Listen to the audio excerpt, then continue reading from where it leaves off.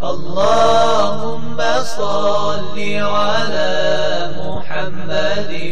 وآل محمد. A'udhu billahi minash shaitanir rajim, bismillahir rahmanir rahim. En el nombre de Dios, el clemente, el misericordioso, la paz de Dios sea con todos sus profetas, desde Adán hasta Muhammad, salawatullah wa salamuhu alayhim ajma'in. En esta clase vamos a comenzar a hablar acerca ya del proyecto o el programa práctico del perfeccionamiento espiritual, del crecimiento espiritual. Cómo es que uno se puede desarrollar espiritualmente, y con esto del corazón que venimos hablando, cómo despojarnos, deshacernos de las enfermedades del alma y poder embellecer nuestros corazones o nuestras almas con las virtudes de la ética y la moral. Nosotros, si queremos comenzar a hablar de las distintas formas que tenemos en este estado de perfeccionamiento humano para poder purificar el alma, debemos decir que, como dijimos en la última clase, hay dos pasos fundamentales. El primer paso es el paso de vaciar el alma de los defectos y las enfermedades, y el segundo paso, el llenar el alma con las virtudes. Ahora, en este primer paso que dijimos es el tahdib, es la educación del alma en el sentido de purificación. Es esto de curar las enfermedades del alma. En ese primer paso que es, como bien dijimos la última vez, fundamental para el crecimiento espiritual, y que no puede haber crecimiento espiritual sin antes quitar esas enfermedades o esos defectos del alma. Entonces es necesario saber que en tres niveles el hombre debería trabajar para curar las enfermedades, ya que las enfermedades tienen tres tipos de profundidades o tres esferas diferentes en donde atacan a través de esos tres frentes al corazón humano. El primer punto es el tema de las creencias, o sea, el comienzo del camino espiritual, en esto de la purificación del alma, es vaciar nuestro corazón, nuestro alma, nuestra mente de aquellas creencias falsas, aquellas creencias que no tienen razón de ser, aquellas creencias que están en contra de la naturaleza humana, aquellas creencias que están en contra de las enseñanzas de los profetas y las revelaciones, y están en contra de la lógica. Es decir, que uno, antes de comenzar a construir su creencia y su fe, debe vaciar su mente, vaciar el depósito de sus convicciones de esas ideas equívocas, erróneas, esas ideas desviadas. Entonces hay una serie de cuestiones, que son muchas veces supersticiones, son pensamientos corruptos, pensamientos inválidos, falsos, pensamientos que se basan en caprichos, pensamientos que se basan en la imposición de una cultura, de una sociedad, en todas sus vetas, en todas sus dimensiones. Y en el tema de la religión especialmente, desgraciadamente, como muchos no tratan a la religión de cerca, no profundizan el tema de la religión, la gente muchas veces está tan ocupada, en la construcción de su vida individual, económica, familiar, profesional, académica, que no se le da la oportunidad de poder reflexionar sobre los temas de la religión, de poder profundizar. De hecho, a mí me ha tocado muchas veces, por ejemplo, encontrarme con gente que son críticos de la religión sin haber entrado de lleno al tema religioso, sin haber conocido, por ejemplo, lo que dicen los textos sagrados, sin haber leído, aunque sea una vez, el Corán. Muchas veces a nosotros nos ocurre que gente dice, bueno, no, pero en el Corán dice tal cosa, pero ustedes en el Corán dicen, pero el Corán... Y nunca en su vida leyeron el Corán, o sea, simplemente escuchan una cosa de un lado y de otro y andan simplemente, difundiéndola. Entonces, el primer paso en esto de la purificación del alma es purificar la mente y el corazón de las creencias falsas, de las creencias inválidas, que no tienen, conformidad con la realidad, de la manera que lo habíamos hablado en aquel momento cuando hablamos de la creencia y de la fe.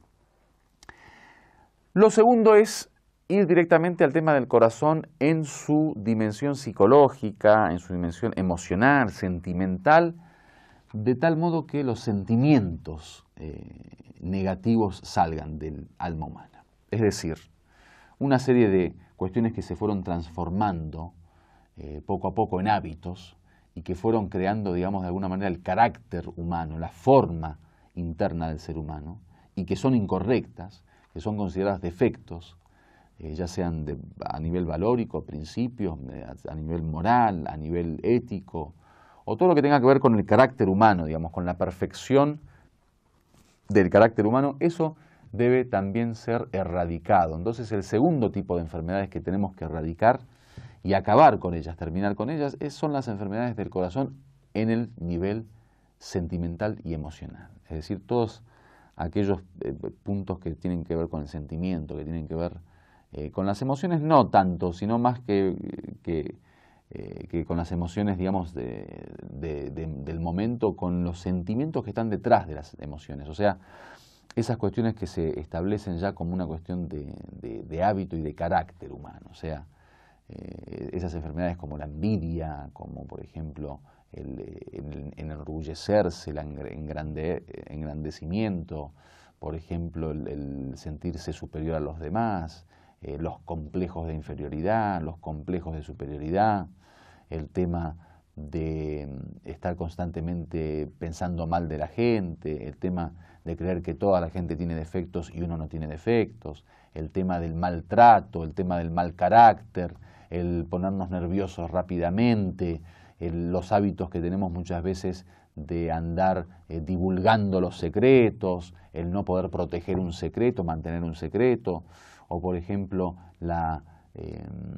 traición, si alguien nos da un, por ejemplo, depósito de confianza, pone en nuestra confianza algún depósito, lo traicionamos, el no hacer llegar, por ejemplo, los derechos a la gente, en fin, todos esos hábitos que son considerados enfermedades del alma que uno por naturaleza, digamos, innatamente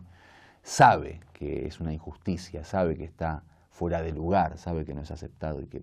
en el interior uno tiene conciencia de ello. Eso también tiene que tratar de erradicarse. Y finalmente todo lo que tiene que ver con la postura práctica, o sea, el comportamiento y la conducta, o sea, lo que tiene que ver con las acciones. Uno tiene que tratar de que sus acciones no sean desobediencias, no sean pecados. Es decir, que uno en la administración de su tiempo, en la administración de su día, de sus horas, tiene que tratar de que su programa de vida esté basado en la obediencia, o sea, cumplir específicamente con nuestras obligaciones y ver de qué forma Dios nos ordena cuestiones como para poder alejarnos del pecado. Específicamente esas órdenes que Dios nos prohíbe entrar en cierta, digamos, dimensión, en cierto camino, tratar de eliminarlas de nuestra vida. O sea, que los pecados y las desobediencias ya no existan porque los resultados de ellos son resultados corruptos. Muchas veces uno no ve lo peligroso que puede ser cierta desobediencia, cierto pecado, el cometer cierto acto, digamos, incorrecto. Pero al fin y al cabo tiene un gran efecto tanto en el alma humana, en las profundidades del alma humana, como muchas veces a nivel social, digamos. Entonces, el problema del pecado es que muchas veces no solo afecta al individuo, que eso en todo caso, si el individuo quisiera aguantar él mismo, digamos, soportar su